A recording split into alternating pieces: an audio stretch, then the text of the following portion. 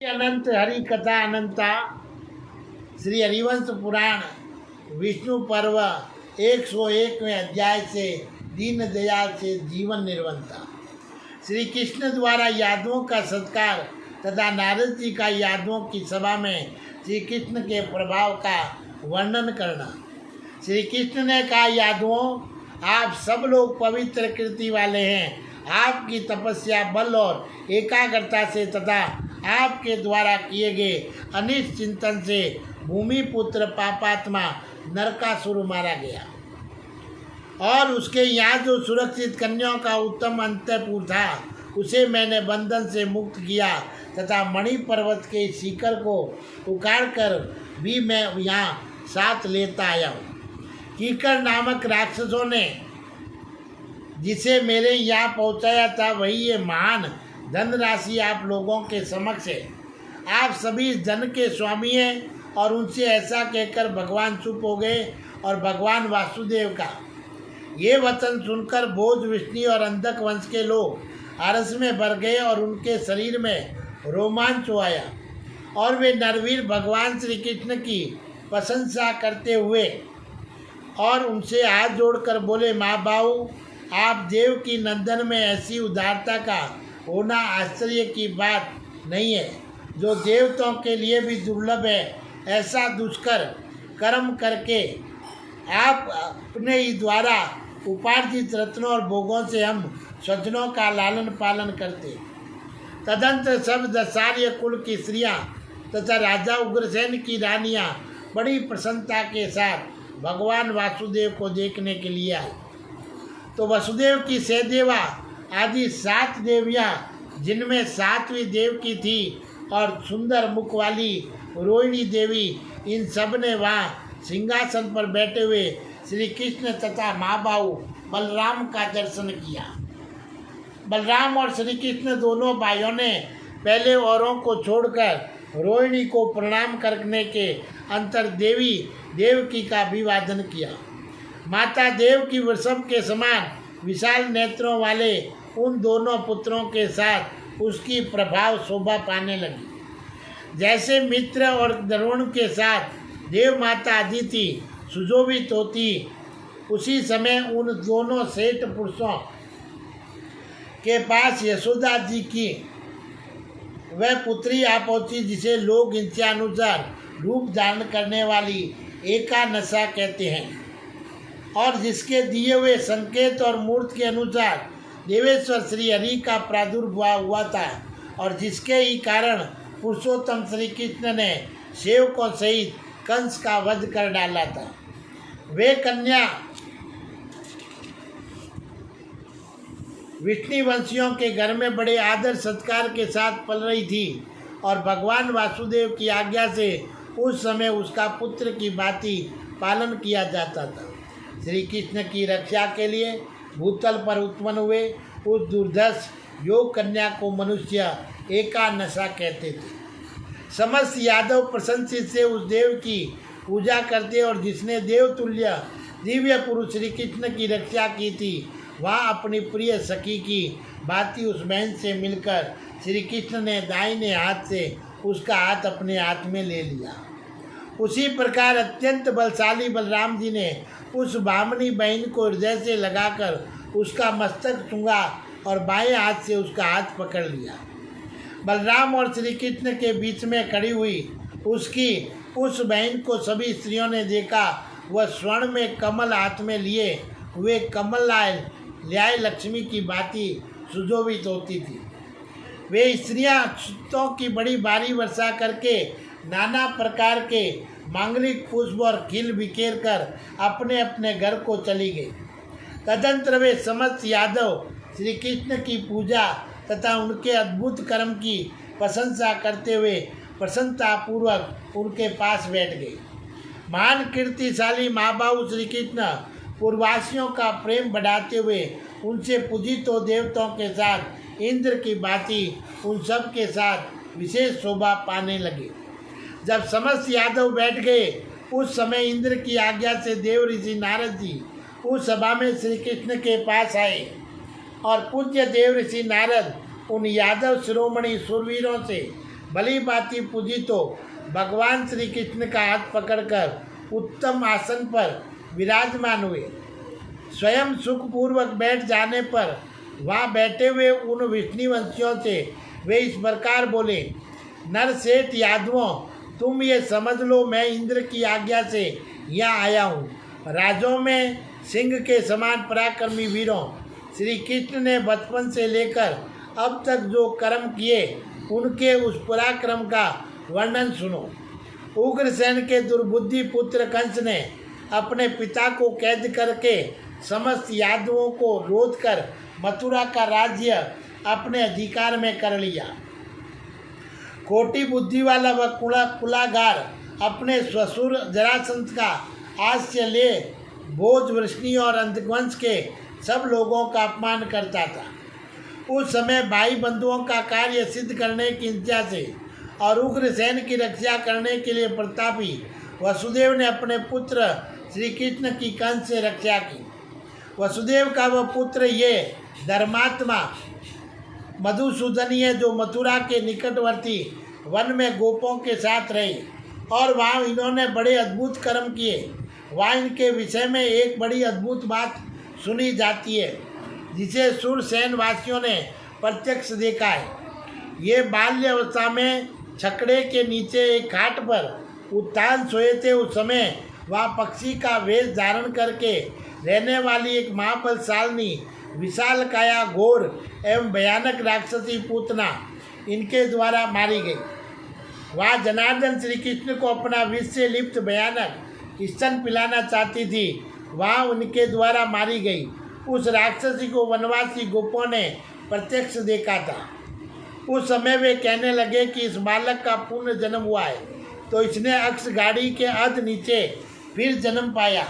और उनके ऐसा कहने से ये बाल कृष्ण अधोसज नाम से प्रसिद्ध हुए।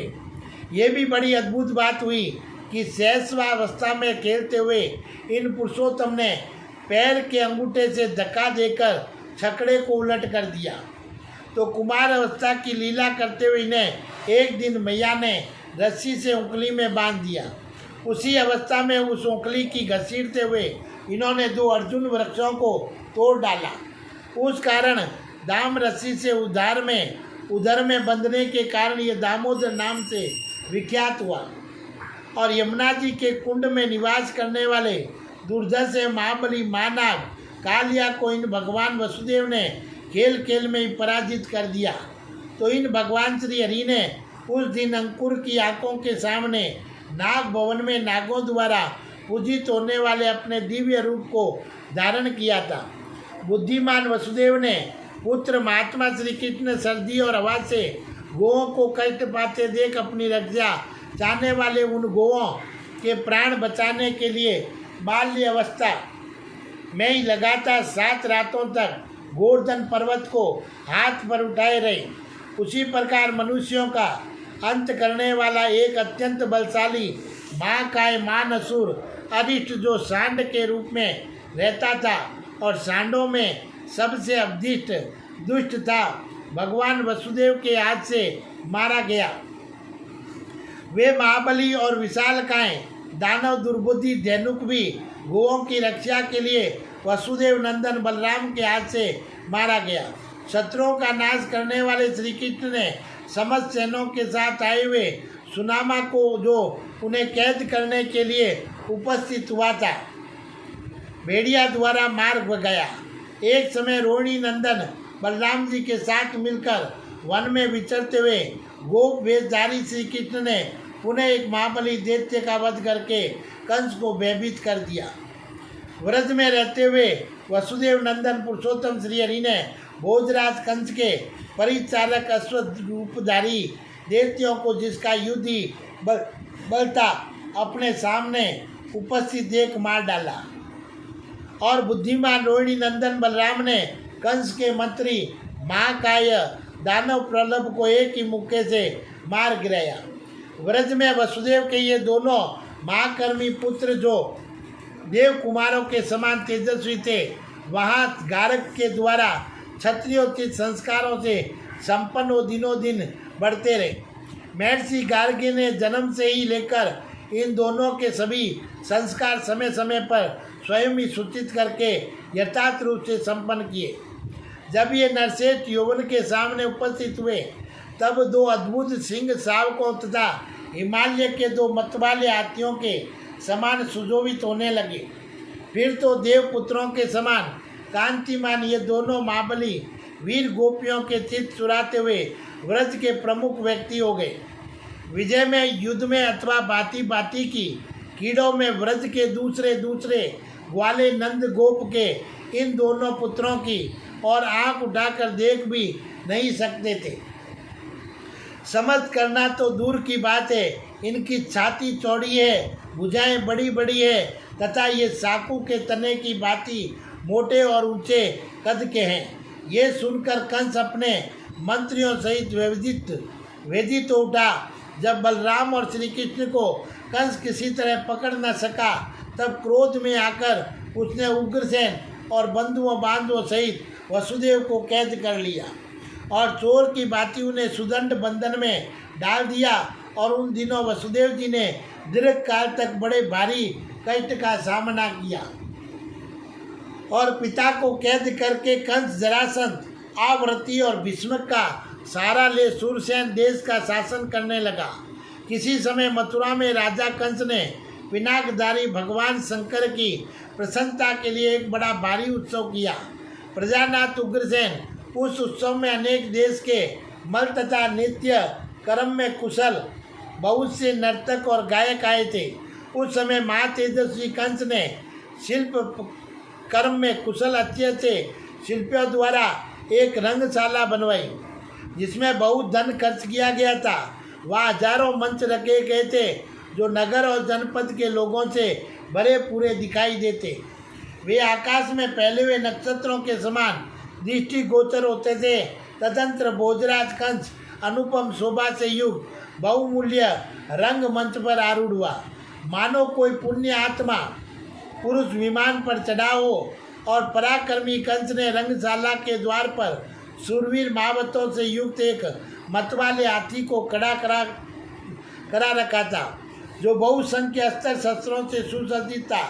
नरेश्वर महातेजस्वी कंस ने जब सुना कि सूर्य और चंद्रमा के समान दोनों भाई पुरुष सिंह बलराम और श्री कृष्ण मथुरा में आ गए हैं, तब से वह अपनी रक्षा के लिए विशेष प्रयत्नशील हो गया। बलराम और श्री कृष्ण का ही चिंतन करता हुआ वह रात में सुख की नींद सो न सका।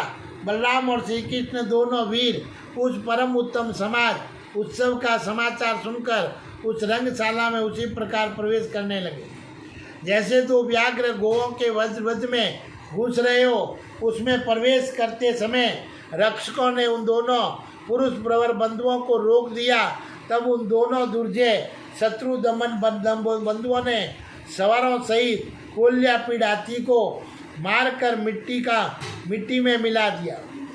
फिर वे रंगशाला में घुस गए। श्री कृष्ण और बलराम ने चारूढ़ तथा अंध्र का कचुम्बर निकालकर उग्रसेन के दृष्टात्मा पुत्र कंस को भाइयों सहित के मार गिराया, जो देवताओं के लिए भी अत्यंत दुष्कर है। ऐसा जो कर्म यदुकुल सिंह श्री कृष्ण ने किया उस इनके सिवा दूसरा कौन पुरुष कर सकता है।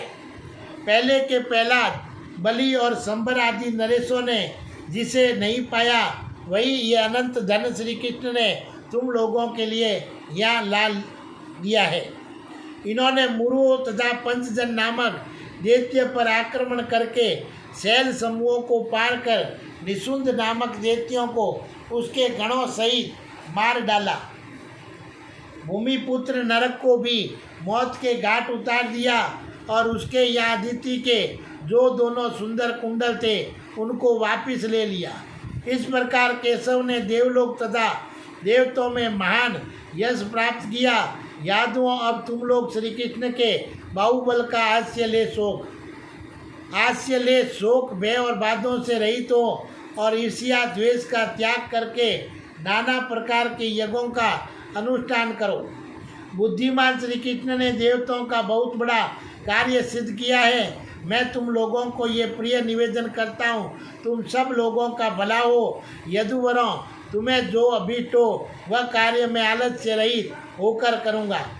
मैं तुम्हारा हूँ और तुम मेरे, मैं तुम में ही स्थित हूँ। और इस प्रकार तुम सबको श्री कृष्ण की महिमा समझाते हुए पाक शासन इंद्र ने उपयुक्त बातें कही। उन्हीं सुरसेठ प्रसन्न होकर मुझे यहाँ भेजा है और इससे हम भी संतुष्ट हुए। जहाँ बुद्धि है वहाँ भी विद्वान है और जहाँ श्री है वहाँ सन्नति विनय है। महात्मा श्री कृष्ण में विनय, बुद्धि और श्री ये तीनों नित्य विद्वान है। बोलिए श्री कृष्ण भगवान की जय।